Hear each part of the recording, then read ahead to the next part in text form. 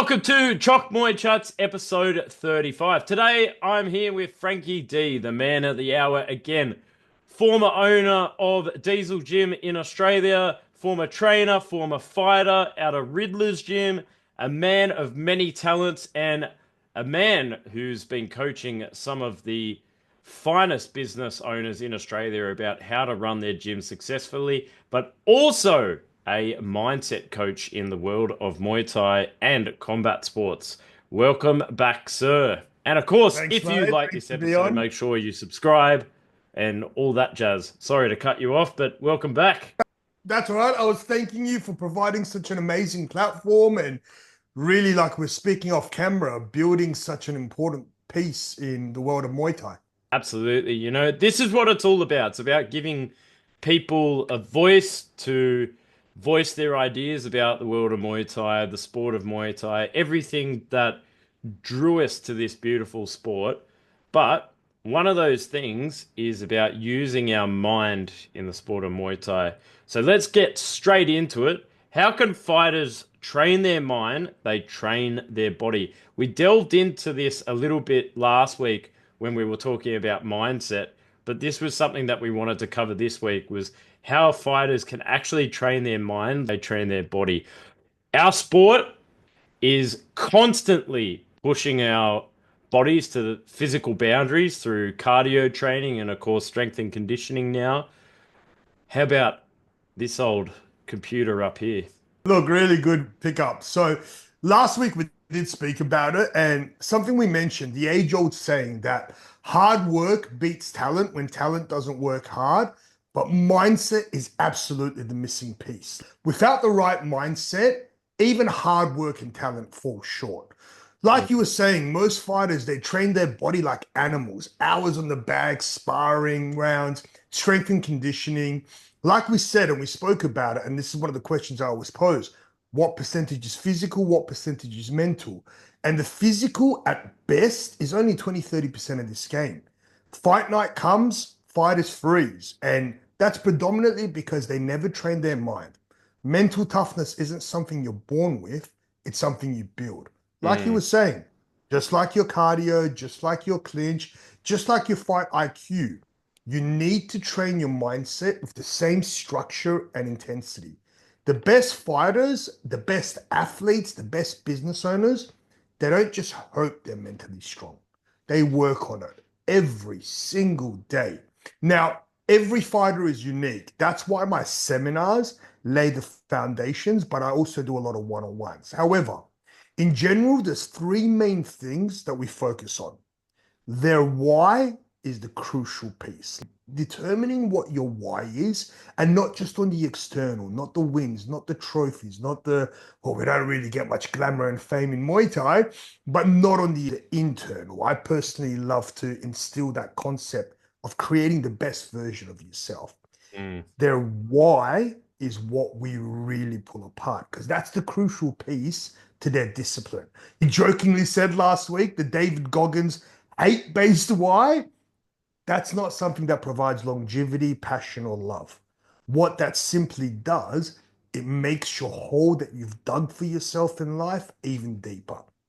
Creating a heart-centered and a real passionate why we show up day to day is what allows these guys to show up and continue on the hard days. And like we spoke about last week, after their losses, your why needs to light up your soul. Now, this sounds like a lot of spiritual and emotional woo-woo, but you really need to dig deep on this because if you don't have that as the center, nothing else matters. Absolutely. I think that's a really important point to make because a lot of people, especially in the Western world of Muay Thai, their why is because they're running from something or they're fighting their demons. And I think this is a really important point to make that you have to have a greater why than just battling your inner demons. And I think that's an important distinction to make because Pinky talks about this in a video that he made, and I think it's about not just running from something, but facing those and getting beyond that and creating a bigger why. That's just my opinion. No, 100%. Look, one of the elements that I really plug into this is my years of my personal journey and all Mm. of the shit else that went on in my life. Sorry again for swearing. That's okay. Don't worry about it. The psychology that I've studied, my master's in counseling, really understanding how to deal with your Mm. demons. The concept is, and the visualization is, you don't bury your demons. You sit there and you make friends with your demons. Mm. Like you bring them to life. You show them love, compassion, and you make them such a driving force. And this goes on to my second point because those demons, if you don't deal with them properly, if you just tie them up in the dark, then they're gonna provide a lot of negativity in your subconscious. And the Mm. subconscious is what comes into the fight. I always tell fighters, you fight 5 threes in a fight. You even remember 30 seconds of the fight? You replay your fights and you're like, I don't even remember doing half of that. So your subconscious is what's on play, and your demons that you've tried to bury and exile and remove from your soul, instead of bringing them to the light, the concept of psychology, bringing your shadow to the light, that's what creates the negative self-talk. And Mm. that's the second thing that we really work with all these fighters. Reframing their negative self-talk, it's in all of us.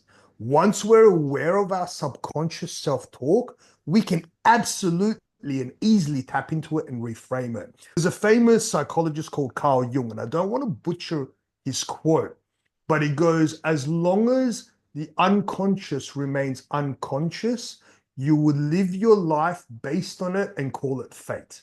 Mm. So pretty much once those demons and once that self-talk dictates everything you do in your life, you just call it fate. Mm. And I'm not mentally strong, I'm not fit, I'm not good enough, I'm not strong enough. The imposter syndrome, what happens if they catch me out? All of these things riddle all of us. But the big difference is there's enough ways to actually sit there. And the most important part is become aware of it. And this is what a lot of fighters need to understand. If your cardio shit, you go running. If your Mm. clinch game's bad, you go live in Thailand for a few months. If you got a bad guard, you work on your guard. But if you're showing up and your brain is just constantly letting you down, that's something you absolutely need to work on. And the third component I really like to work on with these guys is what I call improving their baseline. And again, this is about really working on their mindset because we have a good day, we have a bad day, we have average days. Everyone can perform on the good days. Mm. Everyone can find motivation on the average days.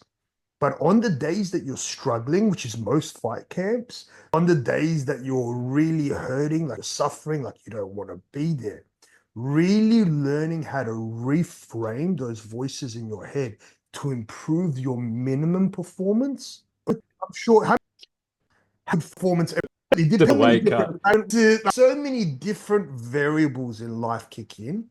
If you can consistently, and I refer to this to the mental lockup, when you show up to training and you practice this, so when you show up to your fight, whatever's happened outside, whatever circumstances, you put it into your mental locker and you show up as a world champion every single time. And that way, improving your baseline prepares you to show up and perform at a world championship level Mm. every single night. And if you look at the graph of success, we always say this, it's up, down, up, down, up, down. If you can increase your down just a little bit, the overall average becomes much higher at the end. Yeah, it's interesting that, especially on fight night, like fight night is such a psychological battle when you're stepping in there. The nerves start to hit in. For me, the nerves would always hit me the night before. When after the weigh-in was done, I couldn't sleep at all. And this is a very common thing that I found with having been in the corner with fighters. I'm like, how did you sleep? Didn't sleep at all. I was just thinking about the fight the whole time. How do we Absolutely. prepare fighters for the actual psychological warfare that's going on the fight night or the fight day? Look, this is what I love working with fighters. So, fight night isn't just about skill, it's about what's happening in your head when you Mm. step into that ring. And every fighter feels it. The smell of the Thai oil, the Mm. moment before you walk out, your heart racing, like breath getting shorter, your mind starts fucking with you. But the best fighters, they don't panic, they don't crumble, they control it. And Mm. it's because they train for this moment. Mental preparation, breath work, visualization, fight week rituals. They put in the reps just like they do with their striking and grappling. So when fight night is where the mind separates the weak from the strong.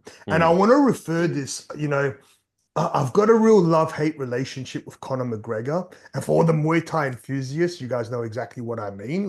As an athlete, as a warrior, as a striker in the mm, UFC, in MMA, amazing.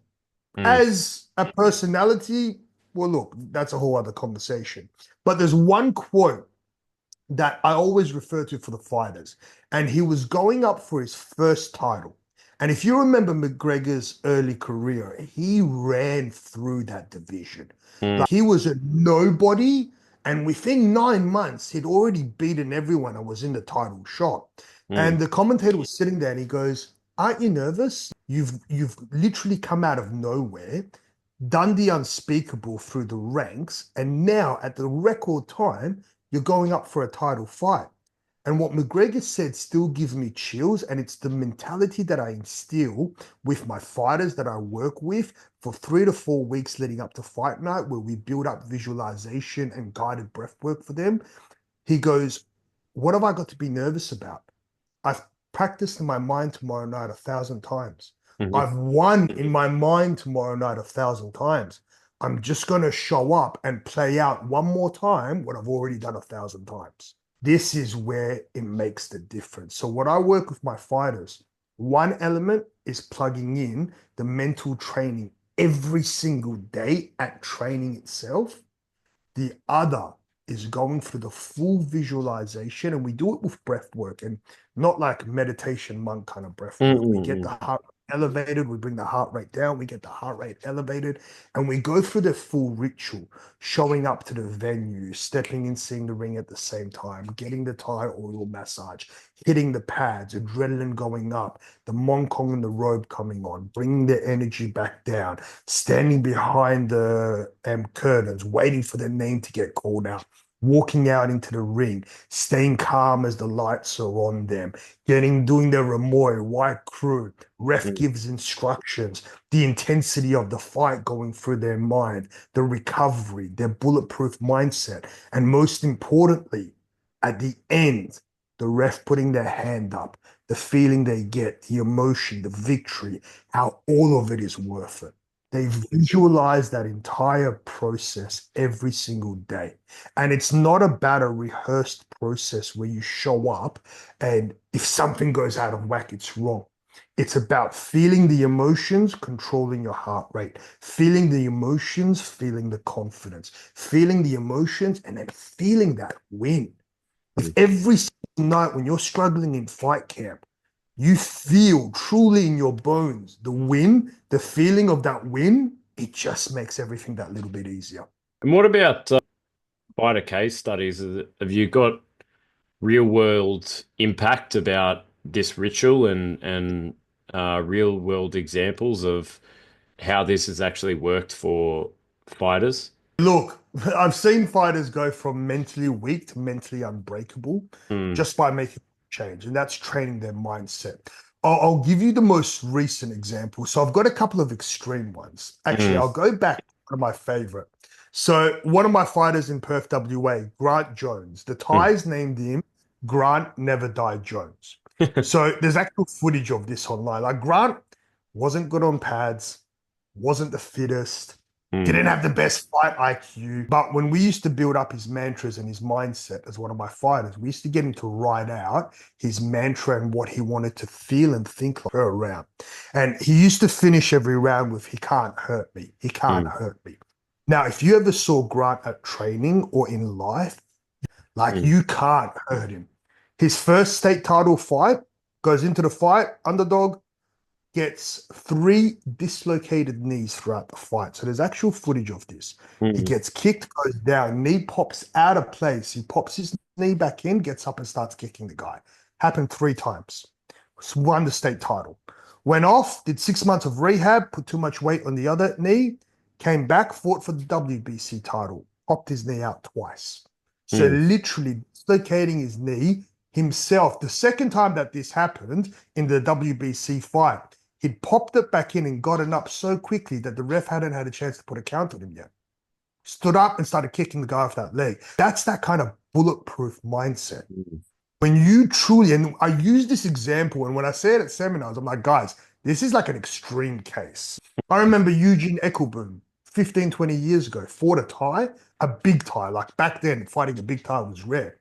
It was for his WMC title defense, world title defense. Fought so well, but the Thai kneed him so hard that after that fight, Boom had to go to hospital, got stitches all the way up. He had internal bleeding. Mm. But Boom's mentality was staunch as hell. They couldn't stop him. Now, Mm. those are quite extreme cases that I use because people have to really understand the mentality and what your mind can achieve. If your mind believes you're not going to get hurt, you will not get hurt. But a really good example recently, Buddy Holland, 1774, fought for the WBC state title. It was a rematch. We worked with his mindset from his last rematch to this one. And this is going to the more heart-centered approach of your why. With Buddy, it was all about him believing the best version of himself. So a week before his state title fight, he openly said, he goes, man, I don't care if I win or lose. I'm so fucking proud of who I am today that I absolutely love this and can't wait to show up. As soon as I get my hands on him, I'm going to tear him apart because I love this. Mm. That love and passion we instilled back into him was massive. And he went through, and if you watch the state title fight 6 months ago and the rematch now, like not that much improves in skill. You can't do that much at that level fighter in 6 months. But you watch his energy, the way he fights, the way he finishes his opponent. I think in the third, the way he's standing around in the corner as they're having their rest round, and he doesn't want to sit down. He's ready to jump on him. Mm. That whole mindset approach was just amazing. And look, we've all seen it time and time again. The world champions aren't necessarily the fittest or look the best on pads. They simply have minimal variability between the performance at training Mm. and the performance at fight night. We spoke about the other week the three pillars: physical training, tactical training, and actual strategy. And the Mm. fourth one being mindset. The difference between these three, performing or not performing on fight night, is mindset. Mm. Like it is all mindset. You can have, and I always use Sanchai as the perfect example. You can have an elite level fighter that looks incredible in every single fight, goes into the ring against Sanchai. Sanchai's a god to most of us. Mm. Sanchai starts his fakes and his tricks. This fighter looks like a punch drunk amateur all of a sudden. Mm. We've seen it time and time again. And you also have a 5 week mindset coaching program. Is that a fast track program? Because you were saying, with Buddy, it takes a while to develop a fighter's mindset. It's not a thing that happens overnight, but there's a 5 week mindset program. Is am I right in believing that? Yeah, look, it's funny because it's incredible. I was dealing with one of the boys, Cody, tonight, and within 2 weeks, his performance in the gym, his mindset, his belief, his passion has already transformed. Mm. With Buddy, it only took us 4 weeks. But the 5 week mindset program is the first thing that we usually plug in with the fighters, and I do it in fight camp. So Mm. 5 or 6 weeks fight camp, we work on something specifically that's holding them back. And you know the saying, you know what you don't know, and you don't know what you don't know. Hmm. So like we work on the things that they know that they're struggling with. It might be flinching, it might be fatigue, it might be their drive, their why, whatever it might be. We isolate that single technique. And Mm. that's a 5 week program we plug in. But all the guys that I work with after 5 weeks, they just plug it in ongoing because Mm. nowadays as a pro, strength and conditioning, nutritionist, all these things are part and parcel. And when people plug in mindset, the incredible shift it makes in them, they just permanently plug in and continue on. Mm. And sorry, just moving on. What about the future of mindset coaching in Muay Thai? Yeah, every gym teaches striking, grappling, conditioning, but who's teaching the fighters to master their mind? Mm, When you look at it, this is applied to all elite level competition. You listen to any motivational tape, it's all about their mind. Newsflash, the hard work all these guys talk about is built from their mindset. Their 4 a.m.s, the Mumbo mentality, the Jordan like personalities, all these guys that have won championships across everything. We look at how hard they work, but they work that hard not because they're physically different to us, but mm, mentally they're amazing. And this is the biggest problem in combat sports.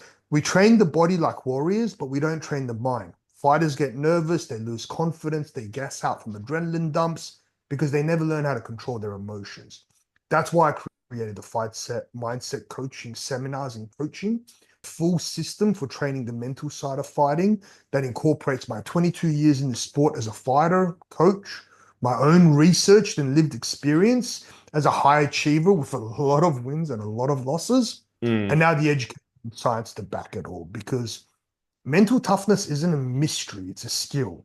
And we're mm. making it a standard part of every fighter's preparation now. No more guessing, no more hoping you're mentally strong. It's time to train your mind like champions, which is something that I'm so passionate about plugging into the community.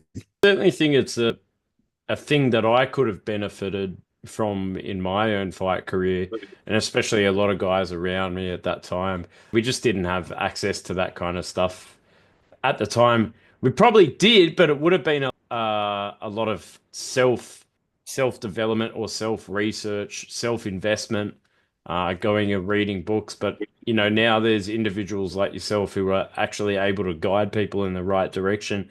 What are some takeaways for fighters and coaches for all of this as we wrap up this 4-part series?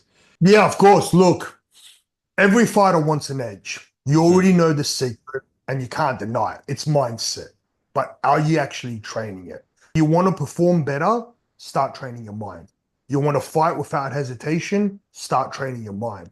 You want to stop second guessing yourself? Start training your mind. This isn't woo positive thinking. mm, It's about real proven strategies, mental rehearsal, science backed breathwork techniques, fight week focus drills. Every top level athlete is doing this. There's absolutely no reason why us as fighters won't. mm, absolutely.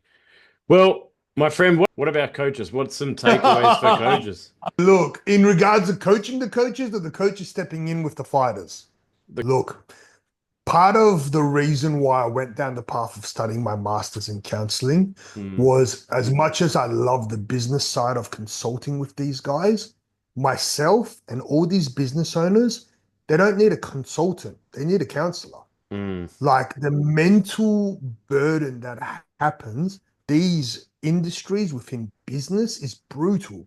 I mm, would say 98%, and I'm being generous by saying 98, probably 100% of the business owners I work with are completely mentally cooked. I always say this as a fighter, your coach plans your fight camp.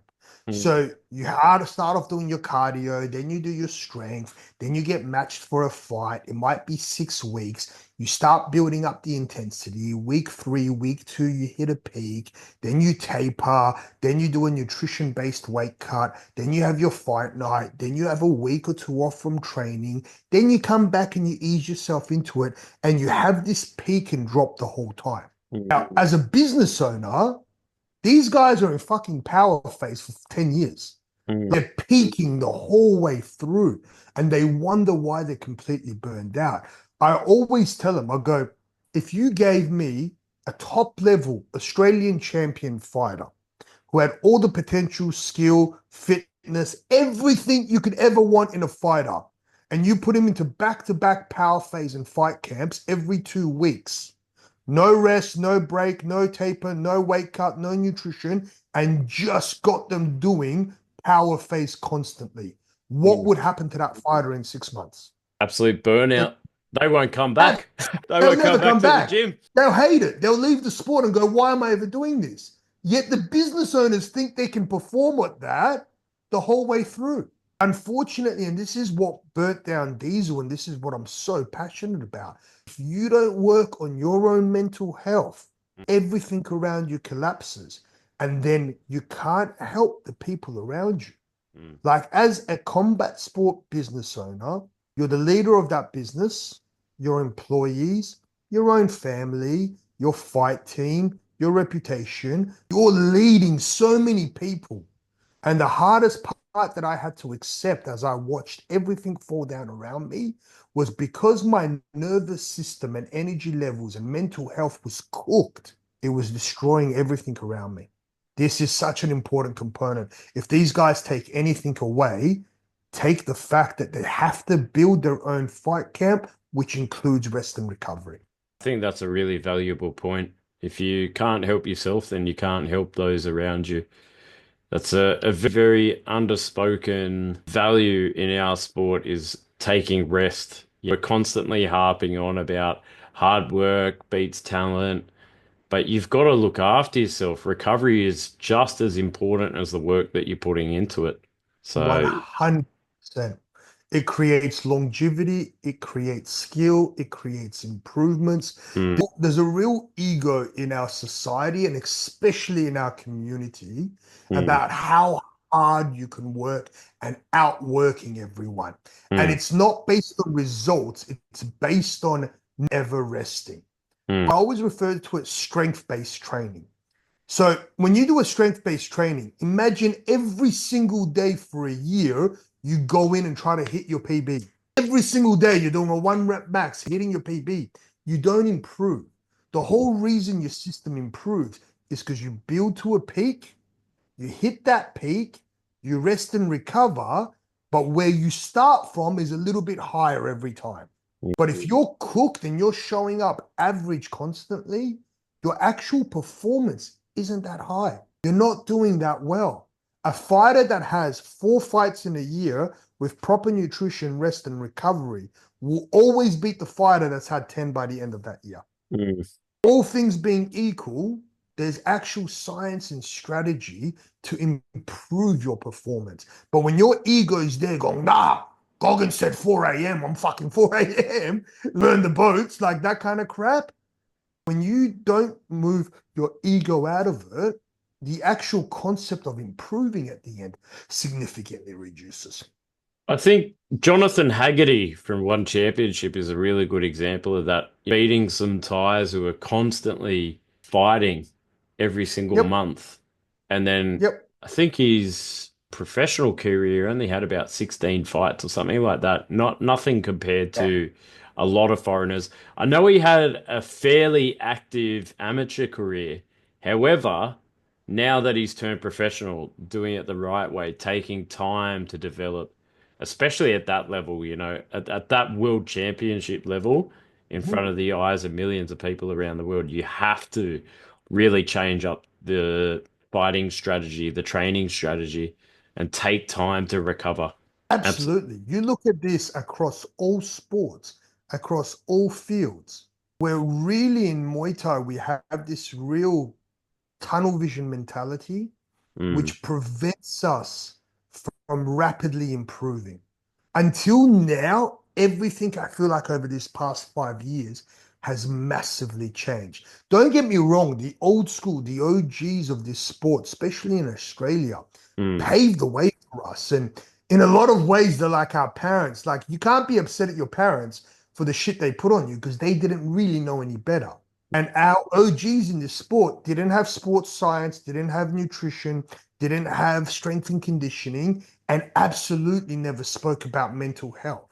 mm, Now it's inevitable because when I speak to all of these fighters and business owners, it is clear as day they're all struggling with their mental health. And there mm, should be absolutely nothing wrong with going, hey, I'm struggling here. I need some help. Because as soon as you find the courage to do that, their improvement is rapid. Most of our suffering is coming in the denial of that suffering. Most of the problems we encompass as a society is because we refuse to admit that we're struggling and hurting. As mm. soon as we bring that to the surface, It alleviates a lot of the stress, and then we can put a strategy towards making it better. Well, on that note, we might wrap things up there because there's a lot to unpack over this four-part series. There's an absolute encyclopedia to get through in these 4 episodes of a lot of wealth of knowledge right here from Frankie D, a man of many talents, a man of many words. So make sure you go and check out Fight Business Coach on Instagram. And of course, his new project coming out, his fighter mindset coaching. So I'm Joe Comerford, commentator at RWS, Rajadamnern Stadium, Lumpini Stadium, formerly Omnoy Stadium, content creator, just general Muay Thai fan and man of the people. Thank you, Frankie D, for coming onto the podcast. Thank you, brother. I will upload it as soon as possible on YouTube and Spotify. Make sure you subscribe and share amongst your friends for this 4-part series with Frankie D, a legend of Australian Muay Thai.